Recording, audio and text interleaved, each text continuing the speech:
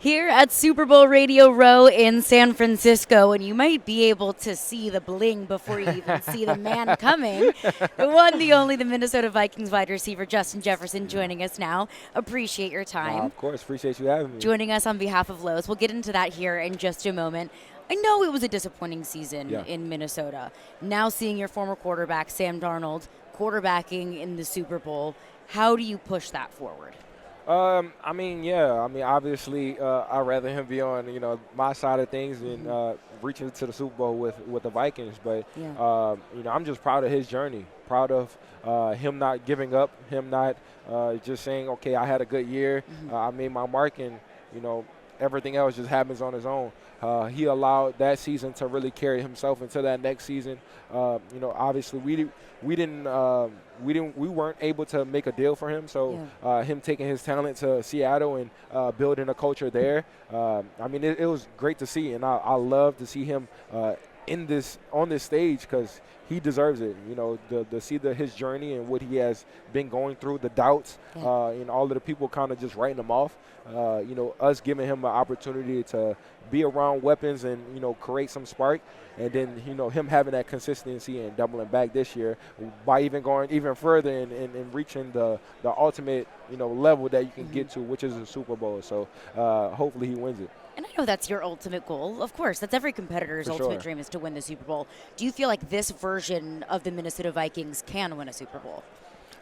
That's a great question. I don't know. Obviously, there's a lot of, pieces that go into play. It's obviously having a solidified quarterback that's able to, do the things that we need to do to get everything done because that's the main piece. The quarterback is the main piece. And also, having a great defense, having great O-linemen, having great receivers, all of that stuff going to play into having a great team. And that's why I feel Seattle is such a dangerous team because they have all of those things in one. So I'm definitely rooting for them, and they have my pick for the Super Bowl.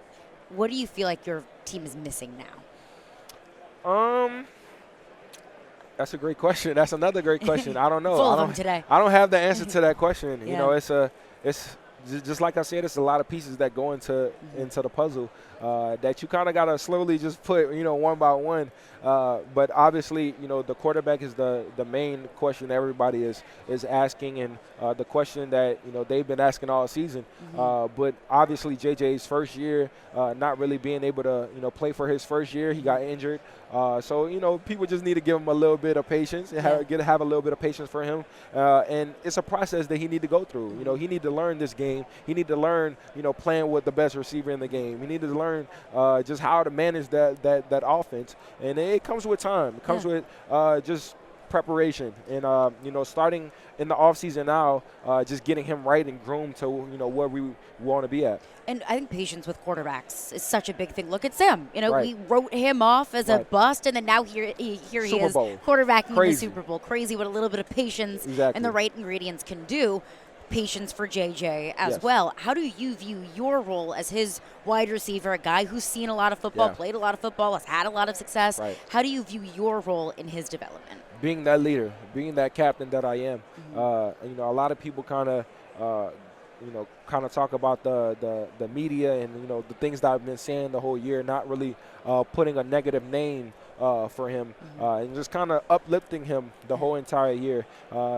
Obviously that's the good thing to do just because you want your quarterback to continue to have that confidence and continue to go out there, with that positive mindset, not really thinking about, okay, my top receiver just gave negative comments about me.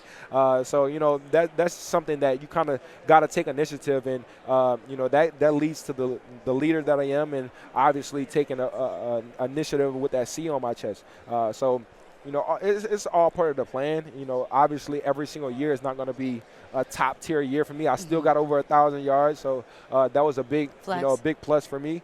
So just continue to be that leader, continue to hold my standards high and expectations high for the guys that's in that building. And it starts here in the offseason. So making sure I'm connecting with JJ to make sure we're right and we have that connection leading to the season. You mentioned some of those comments. Those spread like wildfire. What was your reaction to that? Did you reach out to JJ maybe after some of those went viral? Sure, 100%. Yeah, what'd you say? And, I mean, just stay true to yourself. Yeah. Not really listen to those negative comments.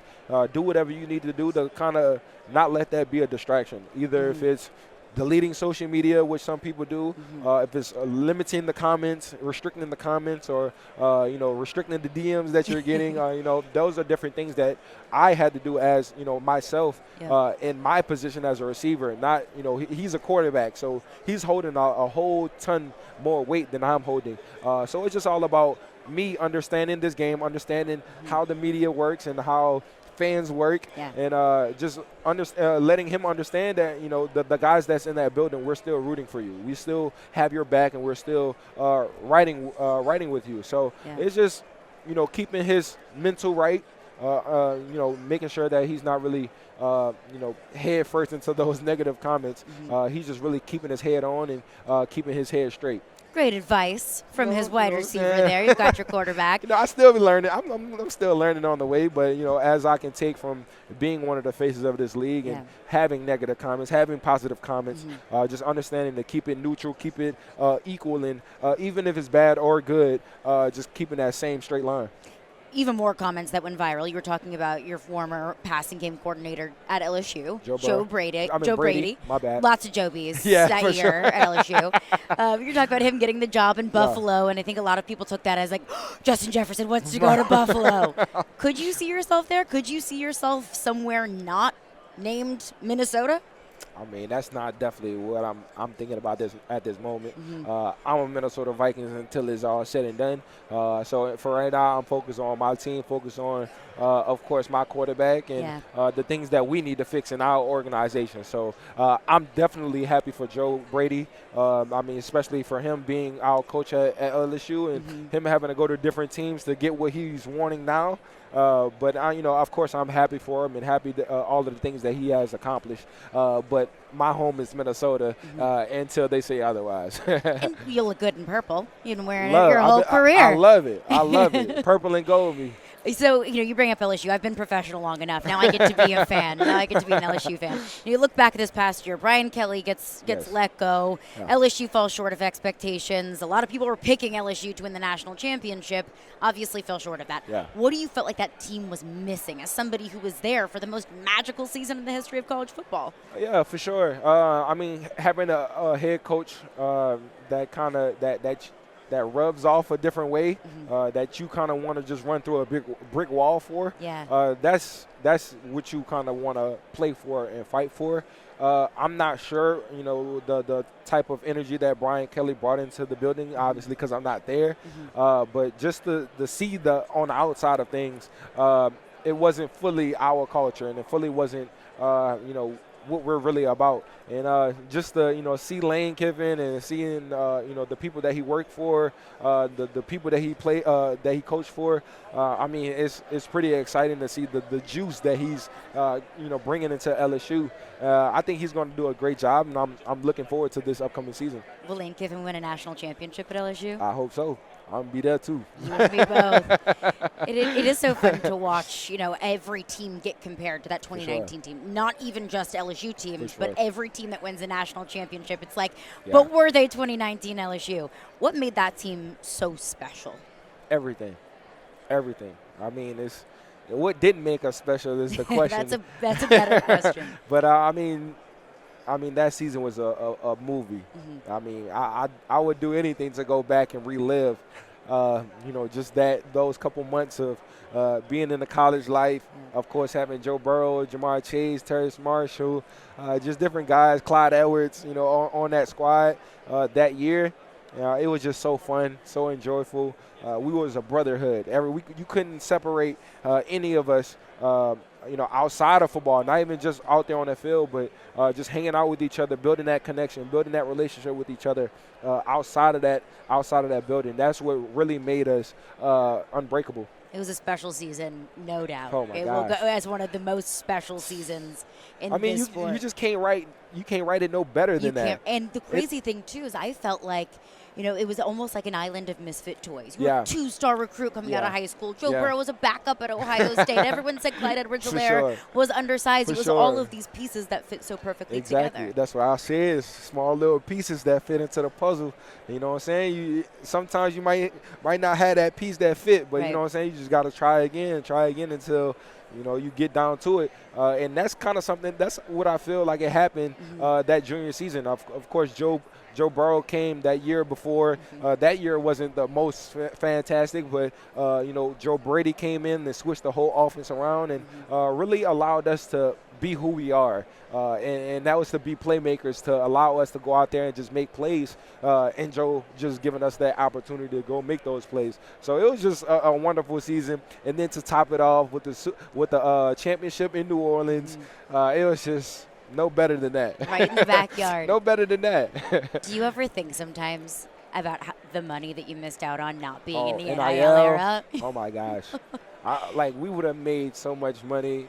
It was honestly would have been crazy. Oh, my gosh. I honestly wouldn't have known how they would have been able to pay all of us.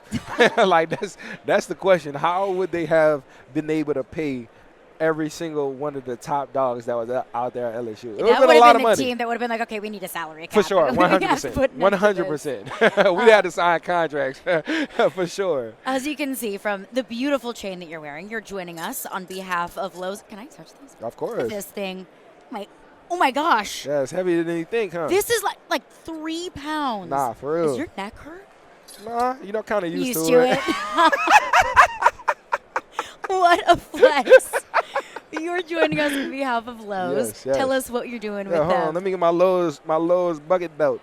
Hold on. Ooh. Got my Lowe's bucket belt. Goodies. Got to earn your Sunday. You know what I'm saying? So you can put all your supplies in this bucket. You can put ice in here to have, all your drinks. You can put snacks in here to make sure you got everything you need for your Sunday. You have everything in here. Literally. Oh my gosh, wow. You want to get on the grill, you know what I'm saying? That's not my job, but I will supervise. For sure. I'll provide the snacks. Yeah, absolutely. Justin Jefferson, Minnesota Vikings wide receiver. Thanks for hanging out with us. Of course, anytime.